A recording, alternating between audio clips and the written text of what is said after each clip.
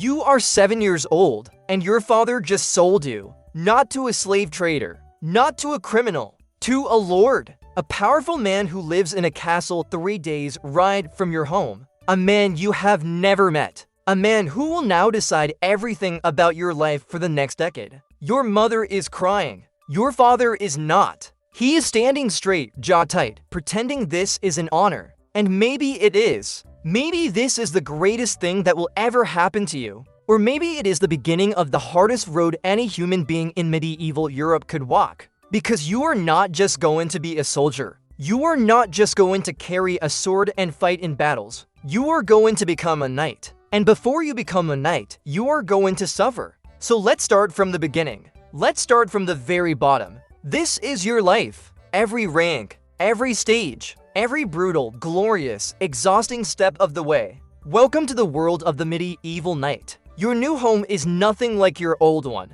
The castle is enormous, cold, full of strangers who barely notice you exist. You sleep in a hall with other boys your age, on straw mats on the stone floor. You wake before dawn. You go to sleep after dark. And in between, you work. You are a page now. The lowest thing in the entire knightly hierarchy. Below the squires. Below the knights. Below the horses, some would argue. Your job is simple. You serve. You carry. You clean. You fetch. You stand still when told to stand still and move fast when told to move fast. Every morning you report to the lady of the castle or her attendants. You learn etiquette. How to serve at table. How to pour wine without spilling. How to bow correctly. How to address a lord. How to address a bishop. How to address a king, should you ever be unfortunate enough to stand before one without knowing what to say. You learn to read. Latin, most likely. You learn basic numbers. You learn the prayers and you will say them every single day,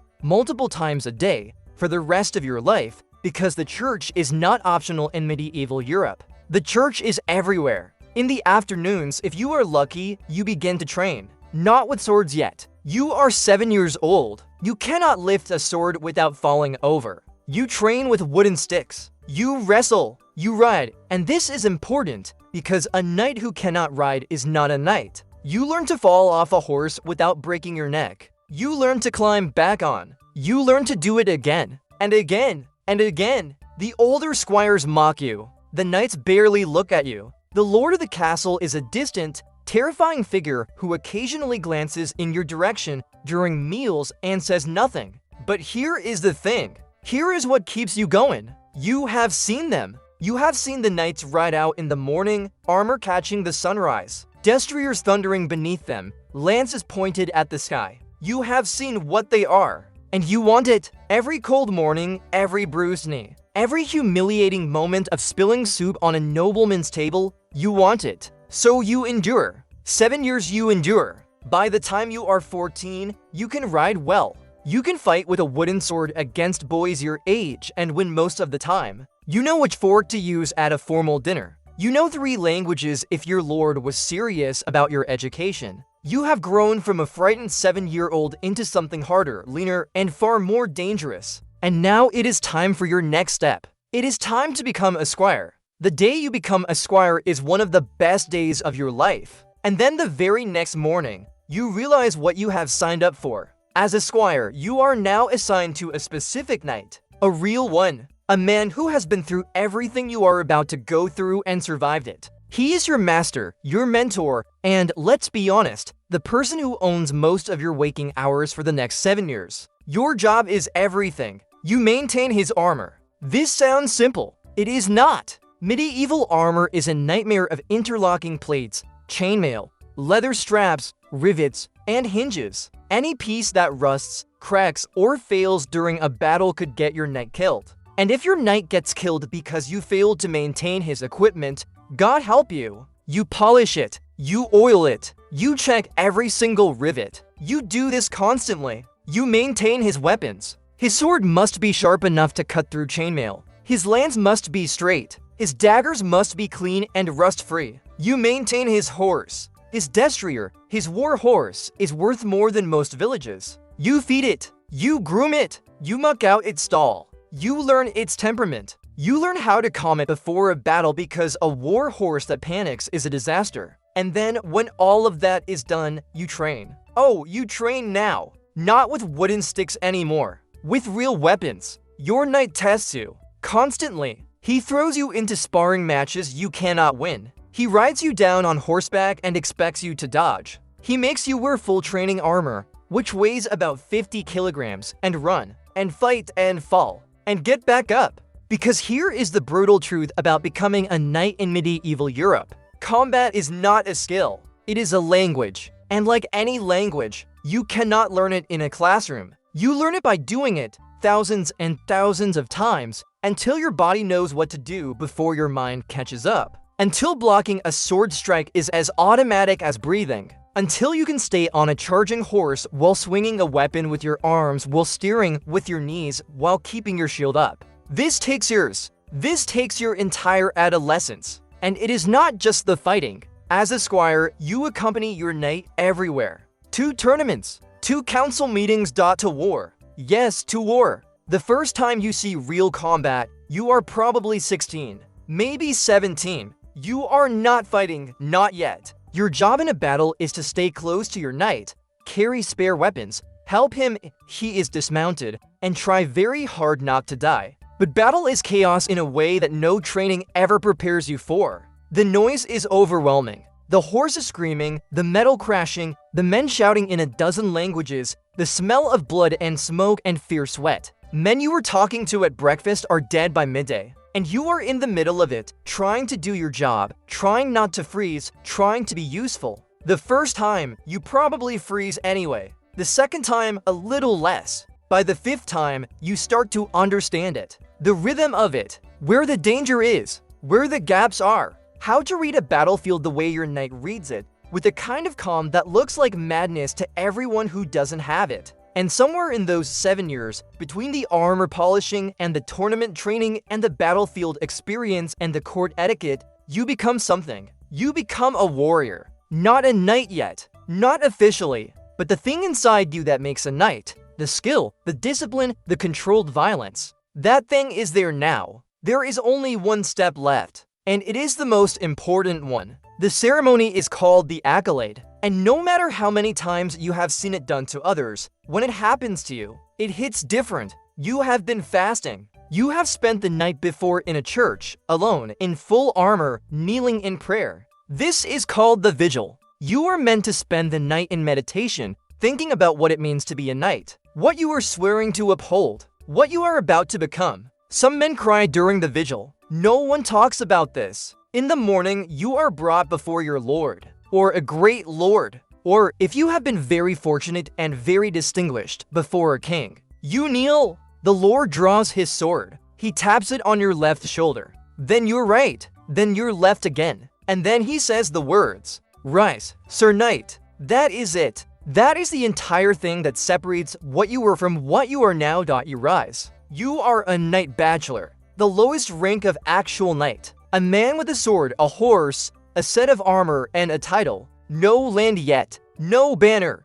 No men under your command. Just you, your weapons, and the obligation to use them in service of whoever knighted you. Now. Here is the part nobody tells you about being a newly made knight. You are broke. Spectacularly, impressively broke. Your armor alone costs the equivalent of a small farm. Your war horse costs more than most people will earn in 10 years. Your weapons, your training equipment, your squire. Yes, now you need a squire. All of this costs money. And as a knight bachelor with no land and no income beyond what your lord chooses to pay you, money is a constant, grinding problem.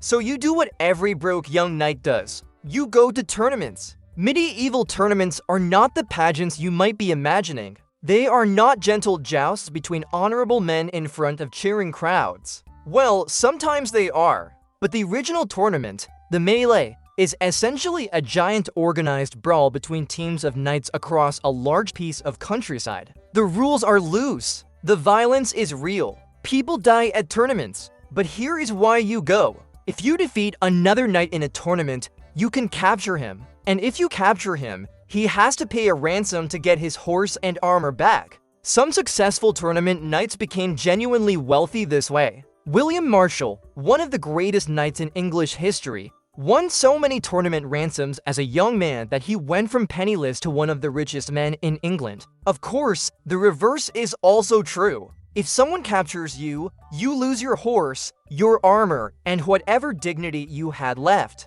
So you fight, you train, you compete, you build your reputation. Because reputation is everything now. Your lord does not promote you, grant you land, or give you command of men because of your bloodline. He does it because you have proven yourself. And you prove yourself in tournaments. You prove yourself in border skirmishes. You prove yourself in the small, ugly, and glamorous warfare that fills most of medieval European history. Years pass. You get better, harder, more experienced. You start winning more than you lose. And one day, your lord calls you into his hall. He has a task for you. Not just a task, a command. He is giving you soldiers, a small group, retainers, men-at-arms who will follow your orders. You have just taken your next step. A knight banneret is defined by a single object, a banner. Specifically, your banner. Your personal heraldic flag flying above your men on the battlefield. When a lord decides you are ready to command your own contingent of troops, to lead men into battle under your own colors, he promotes you to banneret status. And sometimes in older traditions, he does this in a very specific way. He takes the pointed end of your pennant, the triangular flag a knight bachelor carries, and he cuts it off, leaving a square of banner. A flag that says, "This man leads others now. This man is responsible for lives beyond his own." The moment that happens, everything changes. Because being a fighter and being a commander are completely different skills. You can be the greatest sword in all of Christendom and be a catastrophic leader. Leadership requires you to think about dozens of men simultaneously. Their positioning, their morale, their supplies, their sleep, their fear. Because fear is contagious on a battlefield, and if your men see you hesitate, they will break. And if they break, men die. Your men who trusted you. You now have land, real land. Your lord has granted you an estate, probably a village or two, maybe a small manor. Peasants farm it. They owe you labor and portions of their harvest. In return, you owe them protection. This is the deal at the heart of feudalism. And now that you have land, you have income, and now that you have income, you have obligations. You owe your lord military service, a specific number of armed men for a specific number of days per year. This is called feudal levy, and you will spend considerable time and money ensuring you can meet it. Because a lord who calls his banneret to war and finds the banneret showing up with fewer men than promised is a lord who starts looking for a new banneret. The politics intensify now. As a knight bachelor, politics were largely someone else's problem. As a banneret, you are a small but real power in your region. Other lords court you. Other knights resent you or respect you depending on your reputation. The church wants your donations and your attendance at mass. Your peasants want your protection and your fair judgment when they bring disputes to your court. Yes, you have a court now. You sit in judgment. You settle arguments about land boundaries and stolen livestock and unpaid debts. You are the law in your small corner of the world. And the law in medieval Europe is whatever the lord with the sword says it is. You ride out with your men. You patrol your lands. You deal with bandits, sometimes through rest, sometimes through a much faster process. You are no longer just a warrior. You are becoming something more complex. You are becoming powerful. By now, you are no longer young. You are somewhere in your 30s, maybe early 40s if you have been fortunate and careful. And careful, in medieval warfare, is a skill as valuable as any sword technique, because the men who survive long enough to reach this rank are not the reckless ones. They are the ones who understood that glory is worthless to a dead man. A knight commander leads not just a small retinue, but a significant military force. You might command 100 men, 200, perhaps more during major campaigns. You are a serious military asset. Your lord counts on you. Other lords know your name. Your tactical knowledge is now formidable. You have been on enough battlefields to understand things that cannot be taught in any training yard. You know that cavalry is useless against a well-positioned infantry line if used incorrectly. You know that supply lines decide wars more often than swords do. You know which terrain favors which tactics. You know how sieges work, both conducting them and enduring them. And sieges. Let us talk about sieges. Most medieval warfare is not pitched battle. Most of it is sieges. You surround a castle or a town, and you wait. You cut off supply lines. You use siege engines, trebuchets hurling boulders, battering rams against gates, towers rolled up to walls. You undermine foundations. You try to starve the defenders out, and the defenders try to outlast you. To hold on until relief arrives or disease sweeps through your camp. Because disease is your greatest enemy, not the defenders, not the walls. The water you drink from rivers downstream of your own camp dot the rats. The dysentery that moves through a besieging army like a ghost, killing more men than any sortie. You have survived disease. You have survived ambushes. You have survived being unhorsed in the middle of a battle with 3 men trying to kill you and only your training keeping you alive long enough for your squire to reach you. The weight of all of that is in your face now. In the set of your jaw. In the way you scan every room you enter for exits. In the way younger knights look at you and see something they cannot yet name. Experience. Genuine, earned, unfakeable experience. Your lord relies on you for more than combat now. You advise him. You sit in councils. You help plan campaigns. When foreign emissaries visit, you are at the table. You have influence. And influence in medieval Europe is more dangerous than a battlefield,